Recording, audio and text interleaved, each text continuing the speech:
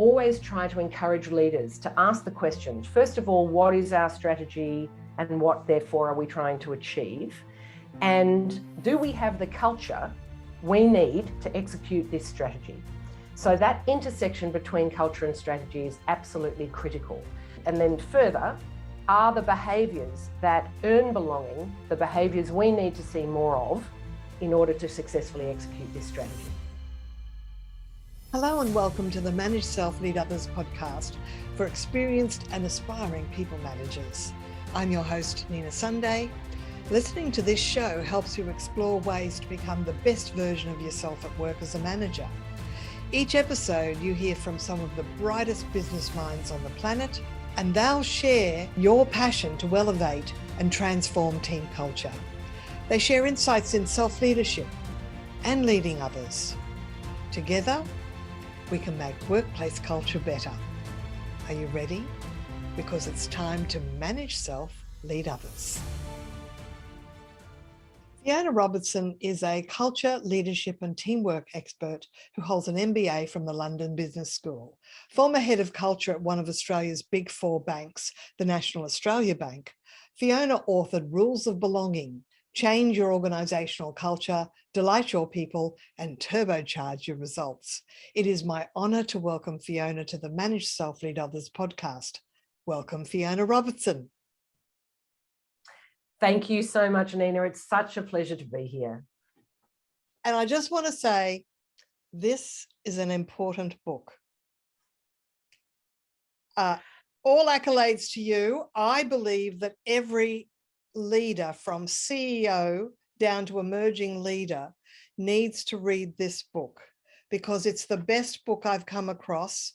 But you give us step by step how to change culture.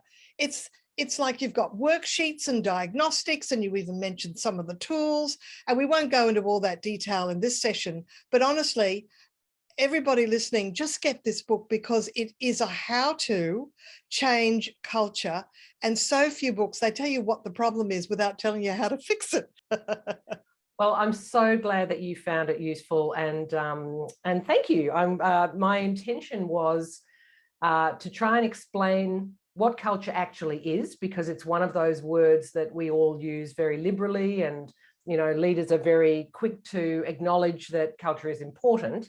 But many of them, dare I say most, don't really know precisely what they mean when they use that word culture.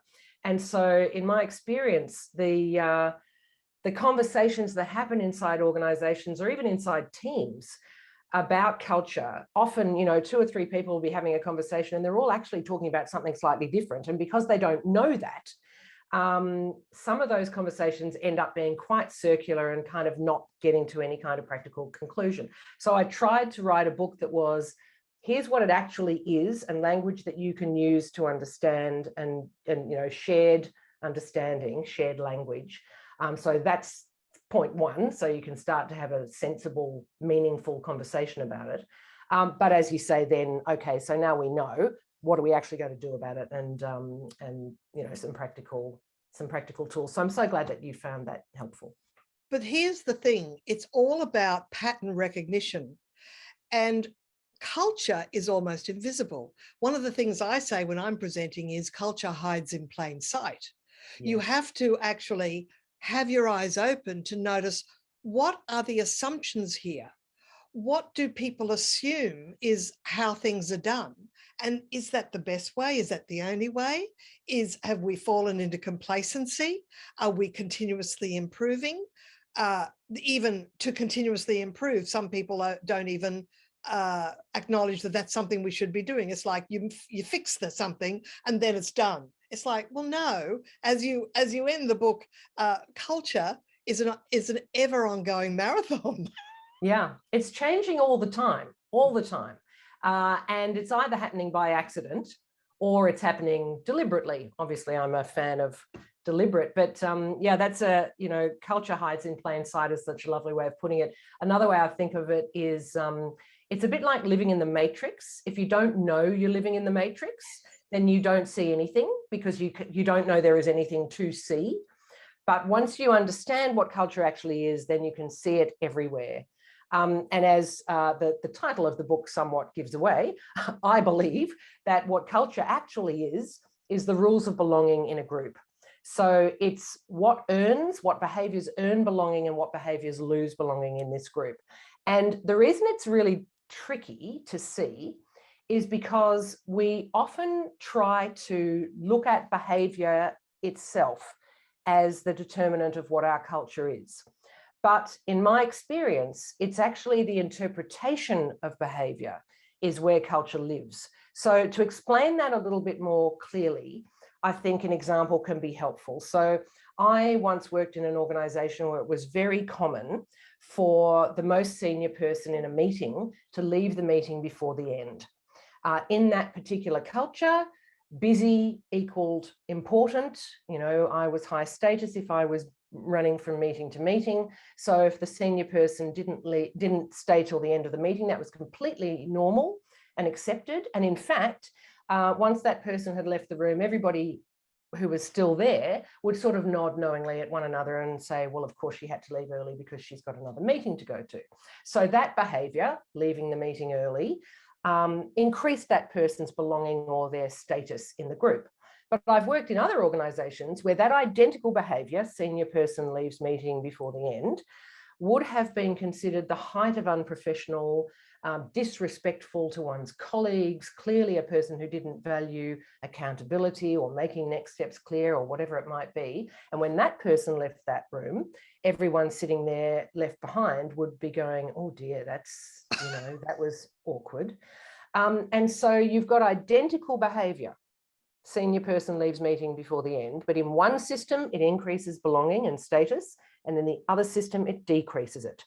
That is where culture lives, in the interpretation of behavior, in what earns status or belonging around here and what loses it. And that's what we need to pay attention to if we want to shift the culture. We are evolutionarily, is that a word? Yep. We are biologically programmed to belong to groups. And so we have these evolutionary superpowers that allow us to identify what is successful behavior in a group, what earns status or belonging, what earns safety, essentially. And we will consciously or unconsciously begin to adopt those behaviors as our own. The journey in your book actually starts with you nailing Maslow's hierarchy of needs and saying there's a basic need even before the bottom of the pyramid, food, water, and shelter. And you say belonging is the underlying need, and it actually cuts through. So tell us more about that, please, Fiona. Yeah, for sure. It's a really interesting one. So essentially what neuroscientists have now been able to establish is that the human brain cannot distinguish between social pain and physical pain, which is an extraordinary idea. So, you know, all those times when we were the little kid who wasn't invited to the birthday party or picked last for the soccer team or whatever it might be, that pain that we were feeling was, you know, that was real pain. Candor is one of the 10 dimensions, which I mentioned earlier. Why does trying to increase candor scare people? So back to what I said before, the human brain cannot distinguish between social pain and physical pain, and it will do everything it can to avoid social pain. Candor requires us to be prepared to be vulnerable, to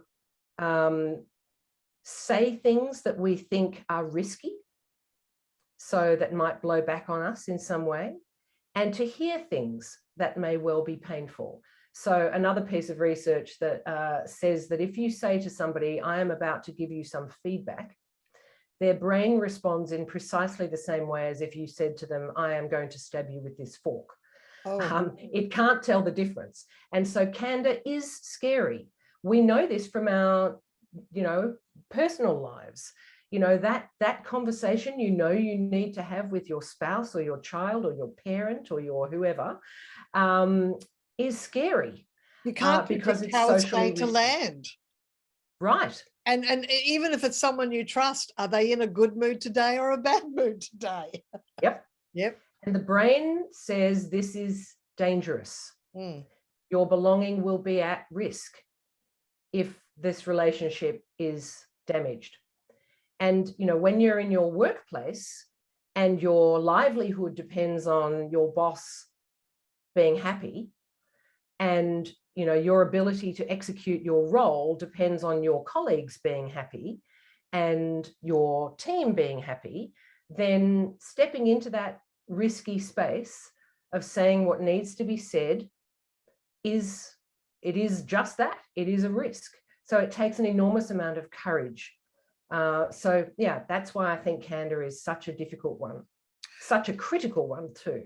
Well, and if you don't, then you've got artificial harmony, and it might also lead to groupthink, which might make wrong decisions being made, because if you see a pitfall or a danger or unintended consequences to a decision, if you don't speak up because you think, oh, I don't want them to look bad because, you know, they think it's wonderful, or you don't have enough confidence in your own opinion because the fast talkers are dominating the meeting, it can lead an organization down the wrong path. What can we do to use silos for good then? Because this was one of my things that I thought you could fix. If you focused on silo effect, you could fix it. But I think you give the example of maybe cross-divisional teams could be one way to reduce that impact of us and them. But can you talk to that, please? Absolutely. This is such a difficult one because we are so hardwired to belong to groups. In fact, there's a piece of research that shows that if you put a group of people in a room who have never met each other before, none of them have ever met before, you split them down the middle and you say, okay, you're the purple group and you're the orange group, and give them a t-shirt to wear or something like that. It takes less than 10 minutes for them to like and trust members of their own tribe more, and dislike and distrust members of the other tribe. Yeah, see, that's the thing. It's not neutral, is it? It's a plus and minus, not in the middle. Yes. Yes. And so, you know, inside an organization, your division is your tribe. Yeah. And so all of the us and them that we see that's inwardly focused is driven by that. So you can try to fight it, but you're trying to undo tens of thousands of years of human evolution, and you'll probably fail. In fact, I don't think I've ever seen it really succeed. What I have seen succeed is to create tribes, other tribes for people to belong to. So a cross-divisional tribe that might be, for example, actually an example. I was doing some consulting work for IBM a million years ago when I was living in London, and Lou Gerstner, who was the CEO at the time, had created this kind of, I can't remember what it was called, it was like a CEO club, something like that. And essentially what he had done is identified people from the whole organization, very large, as you can imagine, different countries, different tenures, different levels of seniority, different types of roles. He had identified people who were exhibiting the kinds of behaviors that he wanted to encourage. And he created this club, essentially a tribe of those people. And very cleverly, they had a symbol as well. They had this little tiny manifesto back in the days when we used to be physically in offices and carry physical bits of paper around with us. It was this little manifesto that had a purple cover. And so people who were in the club used to just, of course, just carry their little purple, you know, in amongst their other papers, not too ostentatiously, but, you know, we all knew who was in it. And so that gave them a tribe to belong to that sort of transcended their organizational divisional tribe, and was an opportunity for him to embed new ideas right across the organization. So you can absolutely, if you understand what's going on underneath these things, you can work with them instead of trying to fight them. Use them to your advantage, for sure. Now, another of the 10 dimensions is collaboration. And this is almost the Holy Grail. How can a team leader increase collaboration on critical initiatives? Yeah, I think, you know, the second part of your question on critical initiatives is the important part there. There is this assumption that collaboration, you know, more is always better. I don't believe that to be true. I think that often in teams, first of all, the roles that all report to one person, that's called a team, even when sometimes the different roles don't really need to collaborate very much on anything. So I think that the first thing to do is to really identify collaboration on what. So which initiatives require greater collaboration and which don't, which just need a person to go off and do the doing and come back and tell us what happened. Right. So once that's done, which is a very, very important first step, and actually it's a never-ending conversation, then I think making sure that those people feel like they have a shared objective, and that somebody within the group of them is leading the initiative. I think that's important. If you have a group who are trying to achieve something but they don't know where their direction is meant to be coming from, then everybody's hoping somebody else will do something and nothing happens. So I think that's really important, but making sure they have a shared objective, and their conversations are around who needs help this week to get things done. So the rule of belonging underneath that is we belong around here by helping our colleagues and by putting the outcome ahead of any of the sort of tribal differences we might have. And by framing it that way, asking the question, who needs help, people are more likely to own up and say, oh, I need help with this, I need help with that, because often people hoard tasks or keep it to themselves that they're having problems because they think they're letting everybody else down. But the opposite, not asking for help is letting people down. Absolutely. And that social pain that we're trying to protect ourselves from is something that we absolutely need to get underneath for teams to work really well. And for the leader, if they want to encourage people to help each other, then yes, they can ask that question, who needs help? But then they can also make sure that anyone who gives another person help is called out for that. So it is clear that you earn belonging around here by helping each other. Absolutely. So that people read that, whether consciously or unconsciously, they recognize that that's what good looks like. That's what will keep me safe. That's what how I earn belonging in this group, by helping my colleagues. Yes, because lack of commitment to team results kind of is indicated by people going, well, me helping you doesn't help me get my stuff done, so why should I help you? So now you're helping other people achieve their results for the team goals, definitely something that you get rewarded for. Yes, and it's social. It's a social reward. Yes, that's right. So just make you feel good, you're acknowledged. Yeah. Right. We have to remember that social rewards, and it doesn't necessarily mean a big awards ceremony and all of that, because there are some people who would rather chew their arm off than get up in front of everybody else. But it is about making it clear that this is how you belong in my team, by doing these things. And if somebody does the opposite of something like that, you wouldn't want to call them out unless it's really stark. You wouldn't want to call them out in front of everybody, but you would want to take them aside afterwards and say, look, that thing you did, I'm trying, what I'm looking for from my team is the opposite of that. And here's the reason. One of the trends I'm seeing coming through in leadership is peer-to-peer accountability.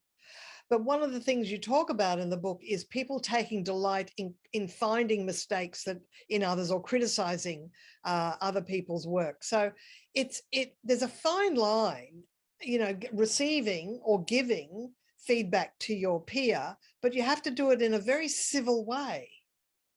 And in a way, it's about respect. It's about respect, and it's also about playing the ball and not the man. So long as your intention is to get to a better outcome for the organization or the team, then that makes everything different. If your intention, consciously or unconsciously, is to make the next person look bad so I look better, then that's a disaster for everybody. So as leaders, if we notice any one of our people blaming or pointing fingers or trying to undermine the efforts of their colleagues, then that has to be squashed, you know, as quickly as possible. If you think about it, I know that a lot of people struggle with equating, you know, family analogies with workplace analogies. But, you know, if somebody is coming to you and saying, hey, mom, you know, my brother did X or Y, or it wasn't my fault, it was him. This is kind of a grown-up version of all of that, right? Yeah, it is. And, you know, unless the sort of notional mum and dad, the leader of the team, sits those people down and says, hey, look, I'm not interested in hearing one of you complain about the other, or pointing fingers. We are here to achieve a thing together. That's what good looks like around here. Then, you know, they'll start to, they read what the leader approves of, whether it's spoken or unspoken. We have evolutionary superpowers. We know what pleases our boss. And that's mostly what we'll do. We do. Look, one more of the 10 dimensions that I do want to discuss is mistake tolerance. Yes. And the fact that to learn from mistakes rather than panic about avoiding mistakes. And that's an important one, isn't it? It's a critical one. No organization can exist without mistakes. No human being can exist without mistakes. In fact, one of my favorite quotes, I don't even know who said it, but I've used it my whole life. The only people who don't make mistakes are the people who don't do anything. And don't do anything new. Oh, don't do anything. Yeah, don't do anything new could be could definitely as well. Yeah, the extra mile. Yes, perfection. Perfection is not a thing. Human beings can't do perfection, and so all that's happening if a person is hiding a mistake is that they are fearful of the social ramifications of that, and their subconscious is telling them, oh, this is dangerous, you won't belong in this tribe anymore. And, you know, the subconscious is actually saying, if you don't belong, you're going to die, not just lose your job. Yes, mistake tolerance is extremely important. And for leaders, this is one of the hardest things to do, because of course we don't want our team to make mistakes. We would like them to be perfect all the time, but we have to accept that the fact that that's just not a thing. And so when a mistake happens, our choice in the moment is to, you know, metaphorically kind of beat them up, or humiliate them in front of the team, which is the worst possible thing you could ever do, or to say, okay, this didn't work. What are we going to do about it? And how are we going to learn from this for next time? You know, and the nuance around this is critical, because if you say, oh, mistakes are learning opportunities, but your body language is going, what an idiot, people will read that. So it's really critical to think this through as a leader and to notice in the moment as it's happening. And, you know, we all leaders make mistakes too. You'll be astonished to hear, Nina. And so if you find that when somebody makes a mistake and you respond in a way in the moment that you think about afterwards and you go, oh no, I think I, you know, might have made that person feel like an idiot in front of the team, then it's critically important at the next team meeting to say, you know what, when that thing happened and this was the way I responded, I really regret that response, because actually it's incredibly important for us to learn from our mistakes. And I don't want anyone in this team to ever feel that they have to hide anything, because we can't be successful, we can't innovate if we aren't learning together. So I noticed my own response to that, and I would like to just put it out there that it wasn't right, and that was me making a mistake. And, you know, so demonstrating some vulnerability and courage, and making sure people understand that mistakes are not sins. They are always learning opportunities. It takes a big person to do that, but that's self-reflection, and that's high emotional intelligence. And that's what we want in our managers and leaders these days, high EQ leaders that do that self-reflection and can apologize. Because, yes, you know, so, I mean, I know myself when I'm in front of the team, I think I was a bit stressed and sort of was a bit short with someone. I very quickly went up to them and said, look, I didn't mean to be so abrupt with you. And I just been under a bit of pressure today. So, and they appreciated that, just my humanity, in that I said, look, you know, I'm not perfect and I wasn't perfect a minute ago and I'm sorry. Yes. Vulnerability always looks like courage to other people. Interesting. We think it's going to look like weakness. Ah, that's very we interesting. recognize it as courage in others. That's very interesting. Now, you do suggest creating some standing agenda items for meetings. What were those again? Look, I'm a big fan of some form of brief, very brief check-in at the beginning of a team meeting. The one I like the most is having each person describe what percentage of themselves is in the room today and why. So it can happen in a couple of minutes. You'd have, I don't know, 30 seconds each or something like that. And a person can say, look, I'm only 50% in the room today because my mother's having heart surgery this afternoon and I'm waiting for the doctor to call, or whatever it might be. Or I'm 90% in the room today because I'm really excited about this thing we're doing later in the week and I'm raring to go. So something like that, I think, just allows a very brief way for us to all be completely human, to get to know one another and to build up that tolerance for vulnerability.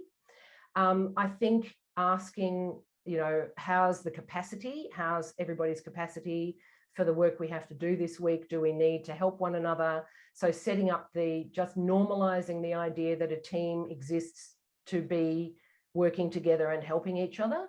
You know, maybe someone from my team can help someone in your team this week because you guys are under the pump. You've got something super, you know, something very busy happening. And then once you have figured out what you want to encourage more of, so let's say, for example, you've been through the process that the book outlines, you've done a bit of a diagnostic and a discussion in your team, you've come to the conclusion that candor is the thing you as a team need to work on the most, then you would want to leave a little bit of space at the end of the meeting, perhaps it doesn't have to be every meeting, but regularly, to say, how are we doing? How are we going with candor? And just by asking the question, you are signaling that that is important, that candor is important, and we agreed that we were going to work on it together. And so continuing to check in on how are we going. So whatever you choose to focus on to shift in the culture of the team, just continuing to check in. Well, we're sort of pretty well coming to a close, Fiona, and it's just been the most fascinating and deep conversation. I've really enjoyed it. Now, where can people get the book? I assume it's on Amazon, is it? It is. So you can get it in the sort of usual book places. It's on Apple Books, it's on Amazon, it's on Booktopia. It's also available through my website. So that's just FionaRobertson.com. And there are things on the website that they can download. So the Culture Diagnostic is available on the website. Well, that'd be a good one to download. Yes, I had a look at that in the book. That's really good. Yeah.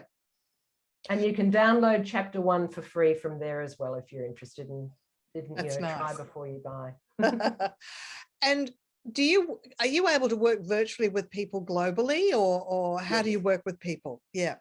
Yes, I have a mixture of things. So I do a lot of keynote speaking, you know, cultural literacy and helping people understand what culture actually is. I do a culture planning process, which runs over a 3-month process online. I do leadership development programs, and I also facilitate full-day offsites, design and deliver those for teams that are wanting to work more effectively together and think through their culture.